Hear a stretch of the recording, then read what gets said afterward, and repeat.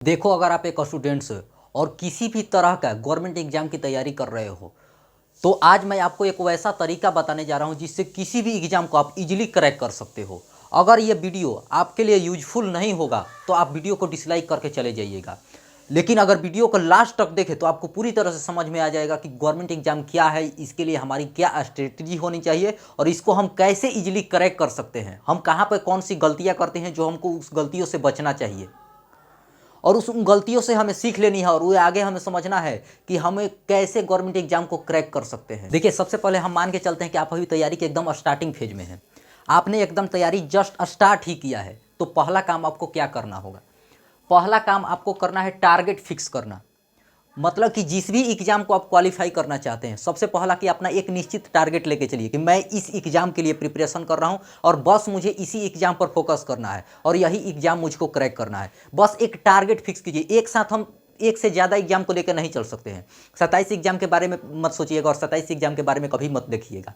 आप पहले देखिए कि कौन सा एग्जाम को लेकर चल रहा हूँ और किस एग्जाम के बारे में मुझे आगे जानना है और किस एग्जाम को मैं आगे निकालूंगा। बस एक टारगेट लेके चलना है। स्टार्टिंग में बस एक ही टारगेट लेके चलना है, वो भी जिस एग्जाम को आपको क्वालिफाई करना है वो। अब आप वो गलती मत कीजिएगा कि जैसे ही एग्जाम नज़दीक आया 3-4 महीने की तैयारी किए और उसके बाद तैयारी किए, एग्जाम दिया और फिर छोड़ दिए। आपको एक निश्चित टाइम लेके चलना पड़ेगा, 6 महीना, 8 महीना या 1 साल। अब उस टाइम ड्यूरेशन के अकॉर्डिंग उसको आपको तैयारी करना होगा। देखिए, दूसरा और सबसे इम्पोर्टेंट, एग्जाम को समझना। यहाँ पर हमको कुछ ज़्यादा टाइम देना होगा। सबसे मेन चीज़ यही होता है एग्जाम को समझना। इसी में लोग फेल कर जाते हैं और इसी की वजह से ज़्यादा लोग फेल करते हैं। ये मत करना ना कि पिच पर उतरे और लगातार छक्का और चौका लगाने के बारे में सोच रहे हैं, वरना एक रन भी नहीं बना पाओगे और आउट हो जाओगे। एक अच्छा प्लेयर भी है, वो बॉलर के पहले माइंड को पढ़ता है कि आखिर वो किस माइंड से बॉल को फेंक रहा है, उसको रीड करता है, पिच को रीड करता है, उसके बाद ही वो टिका रहता है और सेंचुरी और डबल सेंचुरी कर पाता है। इसीलिए सबसे इंपॉर्टेंट थिंग यहाँ पर है एग्जाम को समझना। इसमें आपको कुछ समय देना ही होगा। इसमें आपको बहुत सी बातों को समझना पड़ेगा। पहला इसमें आपको सिलेबस समझना पड़ेगा, बुक्स समझनी पड़ेगी, स्ट्रेटजी समझनी पड़ेगी। आगे हम अपने आप को भी इसी में समझेंगे कि हम अपना कहाँ पर स्टैंड करते हैं, हमारी अभी योग्यता क्या है, तब ना उस योग्यता को हम बेहतर कर पाएंगे और इसके मुताबिक हम अपने आप को बना पाएंगे। अब आप जिस भी एग्जाम को टारगेट कर रहे हो उसका सबसे पहले सिलेबस उठाओ। उस सिलेबस को देखो कि किस पोर्शन से, किस सब्जेक्ट के किस पोर्शन से कितना पूछ रहा है और एक एक चीज़ नोट करते जाओ। एक एक चीज़ नोट करते जाओ और सिलेबस देखो कि कितना पूछ रहा है। पहला चीज़ हमारा समझने का यहाँ आएगा, सिलेबस को एकदम गहन तरीके से समझो। ये नहीं है कि बड़ा एग्जाम है उसी का सिलेबस समझना है, छोटा हो या बड़ा, सबका सिलेबस हमको पहले समझना होगा। ये समझने वाली जो पॉइंट है ना, इसमें इतने लोग गलती करते हैं जिसकी वजह से हर कोई एग्जाम को क्रैक नहीं कर पाता है और जो यहाँ पर पूरी तरह से अस्वस्थ हो जाता है उसका निकलना एकदम तय है। सिलेबस को समझने के बाद दूसरा सबसे इंपॉर्टेंट चीज आता है अपने आप को समझना। आप अपने आप के स्तर और अपनी योग्यता को पहले समझने का प्रयास कीजिए कि मैं 10th में कैसा था, 12th में कैसा था और अभी कैसा हूं। सिलेबस के अकॉर्डिंग जो चीज हमसे पूछी जा रही है उसके अनुसार मैं कैपेबल हूं या नहीं हूं, मुझे कितना वो चीज आता है, कितना वो चीज मुझे आगे चल करके तैयारी करनी होगी। यहाँ पर इन बातों को समझना बहुत ज़्यादा जरूरी होगा। यहाँ पर सबसे इंपॉर्टेंट थिंग है कि अपने आप को समझिए पहले। अब देखिए, सिलेबस और अपने आप को समझने के बाद तीसरा सबसे इंपॉर्टेंट चीज आता है बुक्स पर। तीसरा सबसे इंपॉर्टेंट चीज आता है अब बुक्स समझना, यानी कि बुक्स के बारे में समझना। तो सबकी बताई हुई बुक्स को हमें फॉलो नहीं करनी है। ऐसा नहीं है कि टॉपर जो बुक बता दिए वो सही ही हो, वो उनको सही लगता था, उनको समझ में आता था। आपको कौन सा बुक समझ में आता है, किसकी भाषा आपको समझ में आती है, ये आपको देखना होगा। इसका मतलब ये नहीं कि सारे बुक्स को खरीद लिया और रीड कर रहे हैं और उसके बाद समझ रहे हैं कि ये बुक नहीं आएगा, ये बुक नहीं आएगा। बुक्स को ध्यान से समझो कि बुक्स को हमको कौन सा फॉलो करना होगा, किस भाषा का बुक हमको समझ में आता है, किसकी लिखी हुई बुक्स हमको समझ में आती है। देखो, कंपटीशन एग्जाम के लिए सबसे मेन सब्जेक्ट जो होता है वो होता है आपका math, English, reasoning, GK GS और किसी किसी एग्जाम में आपका इंपॉर्टेंट होता है हिंदी। देखो, मैथ में आपका 2 पोर्शन आ जाता है, एक होता है अर्थमेटिक और दूसरा होता है टेक्निकल।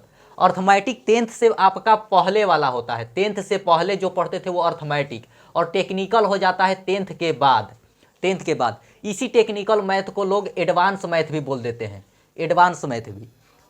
किसी किसी एग्जाम में एडवांस मैथ का पोर्शन ज़्यादा दे देता है। इंग्लिश में सबसे इंपॉर्टेंट चीज़ होता है आपका वोकैब, रीजनिंग में आपका वर्बल और नॉन वर्बल, जीके जीएस में आज के पैटर्न के अकॉर्डिंग स्टैटिक जीके और करंट अफेयर्स ज़्यादा मात्रा में पूछी जा रही है। हिंदी किसी किसी एग्जाम में आ रहा है, वो जो जीडी टाइप के एग्जाम है उसमें हिंदी की इंपॉर्टेंस ज़्यादा है, लेकिन मेन सब्जेक्ट के रूप में ये 4 ही ठो लेके चलते हैं। मैथ के लिए आप पिनेकल का बुक फॉलो कर सकते हैं, इंग्लिश के लिए नीतू मैम का आप वॉल्यूम 1 और वॉल्यूम 1 को रीड करने के बाद वॉल्यूम 2, और रीजनिंग के लिए आप जनरल आपको बता देते हैं, एक अड्डा के टीचर हैं अतुल अवस्थी, उनका आप फॉलो कर सकते हैं उनको। मैथ के लिए आप बताते हैं एक है आप है प्रकाश अवस्थी सर, उनका आप फॉलो कर सकते हैं। इनको देखने के बाद आपको समझ में आ जाएगा कि हमको कौन से बुक्स फॉलो करने चाहिए। आप विदाउट बुक्स या उनके नोट्स के अकॉर्डिंग या उनके क्लास के अकॉर्डिंग भी आप इजीली तैयारी कर सकते हो। तो सबसे पिनेकल प्रकाश अवस्थी सर को आप फॉलो कर सकते हैं। इंग्लिश के लिए नीतू मैम वॉल्यूम 1 को फॉलो कर सकते हैं। रीजनिंग तो आपको इजीली हो जाता है, क्योंकि रीजनिंग अक्सर हर किसी के माइंड में आ जाता है, हर कोई सॉल्व कर लेता है। या रीजनिंग के लिए आप बोल तो दिए, हम अतुल अवस्थी वाला सर को फॉलो कर सकते हैं, अड्डा के टीचर हैं। जीके जीएस ये स्टैटिक और करंट अफेयर्स के लिए आप गौरव सर को फॉलो कर सकते हैं। ये इन सब को फॉलो करने के बाद आपको पता चलेगा कि मेरा कहाँ पर हूँ और मैं कहाँ पर स्टैंड करता हूँ। जब पूरी तरह से सिलेबस, बुक्स और अपने आप को आप समझ जाओ और आपको लगने लगे कि मैं तैयारी करने के लिए अब काबिल हो चुका हूं, तो आप प्रिपरेशन अब स्टार्ट कर सकते हो। प्रिपरेशन आपको सेल्फ स्टडी के माध्यम से स्टार्ट करनी है, सेल्फ स्टडी के माध्यम से स्टार्ट करनी है। और जैसे एकेडमिक्स में आप सिलेबस को एक एक करके थोड़ा थोड़ा करके पूरा करते थे डे बाय डे, उसी तरह से यहाँ भी आपको सिलेबस को कंप्लीट करना है। अपना सिलेबस जिस एग्जाम के अकॉर्डिंग जितना सिलेबस होगा उसको थोड़ा थोड़ा एक एक विषय करते करते पूरा एकदम सिलेबस से कंप्लीट कर लीजिए। और पूरा सिलेबस कंप्लीट होने के बाद आपको जहाँ कहीं पर भी डाउट लगे उसको ऑनलाइन के माध्यम से या जिस भी टीचर को आप फॉलो करते होंगे उनके माध्यम से उस डाउट को पहले क्लियर कर लीजिएगा। ये गलती मत कीजिएगा कि 1 घंटा ऑनलाइन का समय दिए और केवल 20 क्वेश्चन को याद कर पाए। आप अपना अगर खुद का टाइम दीजिएगा तो उस 20 क्वेश्चन को याद करने में केवल आपका 10 मिनट का भी समय लग सकता है। तो 1 घंटा आपका बर्बाद क्यों किया जाए। इससे आप अपने आप में सेल्फ स्टडी का आदत डालिएगा, जिसकी वजह से आपको जितना समय मिले उसके अनुसार आप तैयारी कर पाए। ऐसे ऑनलाइन तैयारी करने से होता है कि पूरा का पूरा 8 घंटा 10 घंटा बीत जाता है और आपको समझ में नहीं आता है कि आखिर हमने पढ़ा क्या है। आपको दुनिया को दिखाना नहीं है कि मैं सेल्फ स्टडी कर रहा हूँ या ऑनलाइन पढ़ाई कर रहा हूँ। आपको खुद अपने आप में समझ होनी चाहिए। आप अगर डेडिकेटेड एक एस्पिरेंट है तो आपको इन बातों का ज्ञान जरूर होगा कि मुझे कैसे तैयारी करनी होगी।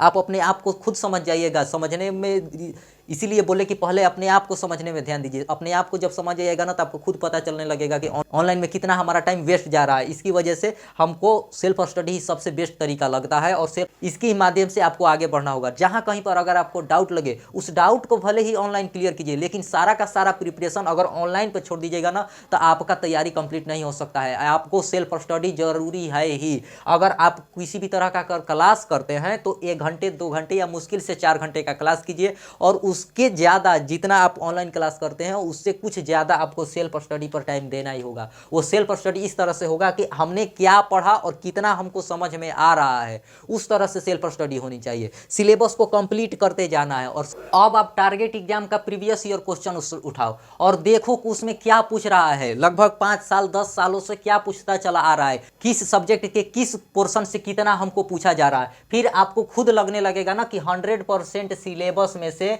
हमारे काम का कितना % ही सिलेबस है। जरूरी नहीं है कि 1 kg सिलेबस हो तो 1 kg का 1 kg आपका काम का ही हो। उसमें मात्र 50 ग्राम ही आपका काम का होता है और वो छांटना होगा आपको 50 ग्राम, और वो छांटिएगा आप प्रीवियस ईयर क्वेश्चंस के ही माध्यम से। इसको देखने के बाद आपको खुद पता चलने लगेगा कि हमारे काम का कितना चीज़ है और हमको कितना चाहिए, और उसी चीज़ पर ज़्यादा फोकस कीजिए और उसी को बार बार याद कीजिए, बार बार रिवाइज कीजिए और बार बार उसी पर ही ध्यान दीजिए। अगर इसमें किसी भी प्रकार का डाउट है तो आपको वो बेसिक से ही वो डाउट क्लियर करना होगा, डीप में उस डाउट को क्लियर करना होगा। आपको आगे बढ़ना होगा प्रिपरेशन में तो इजी टू हार्ड बढ़िएगा। जैसे ही मैथ का ही क्वेश्चन उठाइएगा तो मैथ का जब सिलेबस कंप्लीट हो जाएगा तो जरूरी नहीं है कि मैथ का जो भी फर्स्ट ऑफ ऑल क्वेश्चन आए वो आपको समझ में आता ही होगा। इसके लिए आपको एकदम ईजी से उठना होगा, एकदम बेसिक से चलते चलते तब आप उस लेवल तक पहुंचिएगा। इसीलिए पहले अपने आप को समझने पर हमको वर्क करना पड़ता है।